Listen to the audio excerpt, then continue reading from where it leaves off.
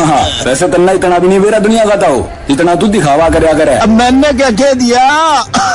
अरे तू कुछ कह है, इससे पहले तेरी खांसी कह देवे है। अक 2 हफ्ते तक ज्यादा खांसी, बलगम में खून आना, लगातार बुखार आना, भूख और वजन का कम होना, ये टीबी के लक्षण है। अच्छा, अब क्या करूं भाई? अपने नजदीकी सरकारी स्वास्थ्य केंद्र पर जाके अपनी टीबी की मुफ्त जांच करवा ले। और यदि टीबी आता है तो हर रोज टीबी की मुफ्त दवाई खाना, साथ ही साथ हर महीने 1000 रुपए पोषक आहार के लिए उपचार के दौरान सीधे अपने बैंक खाते में पाना। इस मदद के लिए बस टीबी के मरीज को अपना आधार नंबर और बैंक खाता सरकारी स्वास्थ्य केंद्र पर लिंक करवाना होता है। ये तूने बढ़िया बात बता दी भाई। एक बात और सुनता हूँ, इतनी जल्दी ना करे। ये सरकारी सुविधाएं प्राइवेट डॉक्टर्स के पास इलाज करवा रहे टीबी के मरीजों के लिए भी मुफ्त उपलब्ध हैं। और अधिक जानकारी के लिए टोल फ्री नंबर 1800-11-6666 डायल कर लिए। आइए मिलकर टीबी को हराएं। टीबी हारेगा, देश जीतेगा। राष्ट्रीय स्वास्थ्य मिशन, स्वास्थ्य विभाग हरियाणा द्वारा जनहित में जारी।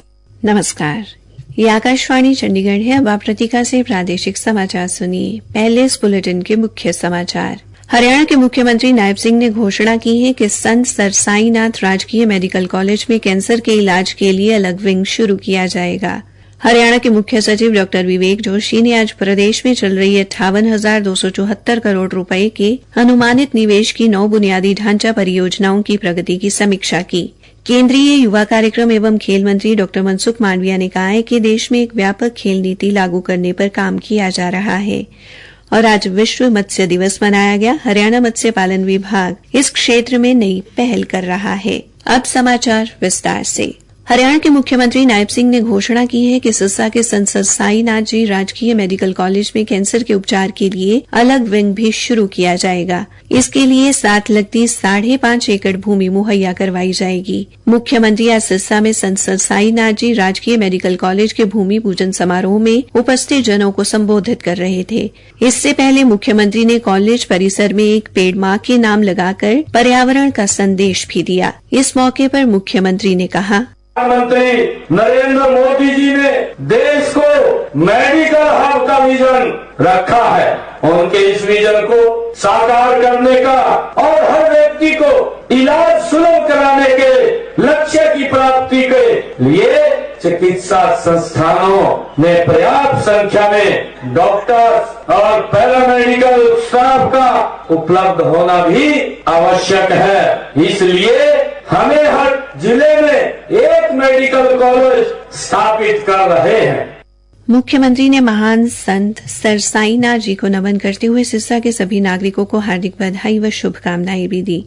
उन्होंने कहा कि 21 एकड़ पर बनने वाले इस मेडिकल कॉलेज की पूरी परियोजना पर लगभग 1010 करोड़ 37 लाख रुपए खर्च होंगे। ये कॉलेज 2 साल में बनकर तैयार हो जाएगा। मुख्यमंत्री ने कहा कि प्रधानमंत्री नरेंद्र मोदी ने गरीब लोगों के निःशुल्क उपचार के लिए प्रधानमंत्री जन आरोग्य आयुष्मान भारत योजना शुरू की है। हरियाणा में इसका विस्तार करते हुए सरकार ने आयुष्मान भारत चिरायु हरियाणा योजना शुरू की है। मुख्यमंत्री ने घोषणा की कि प्रदेश में 1,80,000 रुपए से कम वार्षिक आय वाले परिवारों को आयुष्मान चिरायु योजना के तहत अब 10 लाख रुपए तक के इलाज की सुविधा दी जाएगी। हरियाणा के स्वास्थ्य मंत्री आरती सिंह राव ने कहा कि सिरसा के संत सर साईनाथ जी राजकीय मेडिकल कॉलेज में 540 बेड की व्यवस्था होगी और MBBS की 100 सीटें होंगी। उन्होंने कहा कि इस मेडिकल कॉलेज के बनने से केवल सिरसा ही नहीं बल्कि पड़ोसी राज्य राजस्थान व पंजाब के लोगों को भी फायदा मिलेगा। उन्होंने कहा कि राज्य सरकार चिकित्सा क्षेत्र में तेजी से काम कर रही है।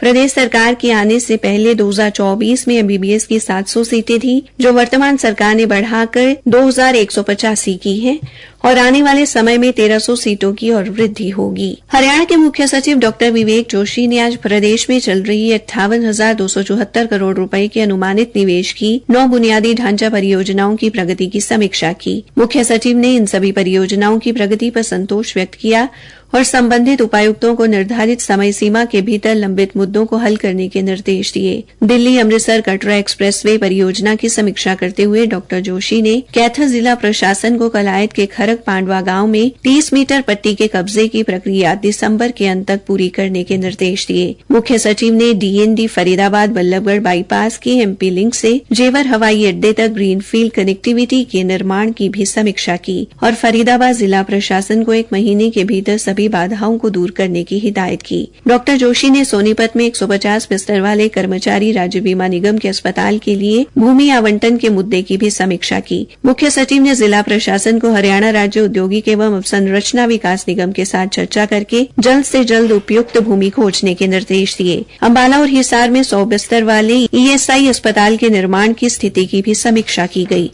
केंद्रीय युवा कार्यक्रम एवं खेल मंत्री डॉक्टर मनसुख मांडविया ने कहा कि उनका मंत्रालय देश में एक व्यापक खेल नीति लागू करने पर काम कर रहा है। मंत्रालय भारत को खेलों की दुनिया में सर्वश्रेष्ठ देश बनाने के उद्देश्य के लिए प्रतिबद्ध है। डॉक्टर मांडविया ने आज पटना में खिलाड़ियों को संबोधित करते हुए कहा कि जल्द ही संसद में एक व्यापक खेल विधेयक लाया जाएगा। इससे खेलों में उत्कृष्टता के लक्ष्य को हासिल करने में मदद मिलेगी और खेल प्रतिभाओं को बढ़ावा मिलेगा। डॉक्टर मांडविया ने कहा कि 2036 में भारत ओलंपिक की मेजबानी करेगा। उन्होंने सभी खेल महासंघों से देश में खेलों की बेहतरी के लिए एकजुट होने और मुकदमेबाजी में न फंसने की अपील की। प्रादेशिक समाचार आकाशवाणी चंडीगढ़ से प्रसारित किए जा रहे हैं। हरियाणा बीजेपी के अध्यक्ष मोहन लाल बड़ौली ने आज पंचकूला, अंबाला और यमुनानगर में सदस्यता अभियान को लेकर कार्यकर्ताओं से मुलाकात की। मीडिया से बातचीत में उन्होंने कहा कि कांग्रेस का काम भ्रम फैलाना है। तो कांग्रेस के लोग जो उल्टी सीधी बयानबाजी करते हैं, तो भारतीय जनता पार्टी कभी उल्टी सीधी बयानबाजी नहीं करती है। हम काम की बात करते हैं, देश के विकास की बात करते हैं और सर्व समाज की बात करते हैं, सबके भलाई की बात करते हैं और उसी प्रयास में हमारी सरकार लगी है और उसी के लिए हम काम कर रहे हैं। श्री बड़ौली ने कहा कि कांग्रेस आंतरिक कलह से जूझ रही है। आज कांग्रेस पार्टी अपने परिवार के झगड़े में पड़ी हुई है और किसी के परिवार के झगड़े में हम नहीं घुसना चाहते। वो अपना काम करेंगे, हम अपना काम करेंगे। 55वें भारतीय अंतर्राष्ट्रीय फिल्म महोत्सव के कार्यक्रम और फिल्मों का प्रदर्शन जारी है। आज विभिन्न विधाओं की 40 से अधिक फिल्में दिखाई जा रही हैं, जिनमें भारतीय सिनेमा की सर्वश्रेष्ठ फिल्में शामिल हैं। भारतीय पैनोरमा खंड भी आधिकारिक तौर पर अपने उद्घाटन समारोह के साथ शुरू हुआ, जिसमें चयनित 25 फीचर और 20 गैर फीचर फिल्मों का प्रदर्शन होगा। प्रसिद्ध फिल्मी हस्तियां संगोष्ठियों और परिचर्चाओं के माध्यम से दर्शकों से जुड़ रही हैं। आज विश्व मत्स्य दिवस मनाया गया। इस वर्ष विश्व मत्स्य दिवस का विषय भारत का नीला परिवर्तन, लघु स्तरीय और टिकाऊ मत्स्य पालन को सुदृढ़ बनाना रखा गया है। इस अवसर पर केंद्रीय मत्स्य पालन, पशुपालन एवं डेयरी मंत्री राजीव रंजन सिंह ने कहा कि भारत में अंतर्देशीय मत्स्य पालन समुद्री मत्स्य पालन की तुलना में अधिक है। विश्व मत्स्य दिवस पर हरियाणा मत्स्य विभाग के उपनिदेशक संदीप कुमार बेनीवाल ने बताया कि मत्स्य पालन का हरियाणा के आर्थिक और सामाजिक विकास में उल्लेखनीय योगदान है, इसलिए इस क्षेत्र के विकास के लिए लगातार प्रयास किए जा रहे हैं। वर्ष 23-24 के दौरान 71.02 लाख मत्स्य बीज सिंच करके 51,295.7 एकड़ जल क्षेत्र को मत्स्य पालन के अधीन लाया गया तथा 2.15 लाख टन मत्स्य उत्पादन किया गया। 22.64 करोड़ मत्स्य बीज उत्पादन करके मत्स्य पालकों को उपलब्ध करवाया गया। विभाग ने उच्च स्तर पर लवणीय भूमि में झींगा पालन के अधीन जल क्षेत्र की बढ़ोतरी की है। वर्ष 23-24 के दौरान 1635 एकड़ नए खारी पानी से प्रभावित जल क्षेत्र को झींगा व मत्स्य पालन के अधीन लाकर 8161 टन झींगा मत्स्य उत्पादन किया है। श्री बेनीवाल ने कहा कि विभाग की योजनाओं को लागू करने के साथ साथ नई पहल भी की जा रही है। अंत में मुख्य समाचार एक बार फिर। हरियाणा के मुख्यमंत्री नायब सिंह ने घोषणा की है कि संत सर साईनाथ राजकीय मेडिकल कॉलेज में कैंसर के इलाज के लिए अलग विंग शुरू किया जाएगा।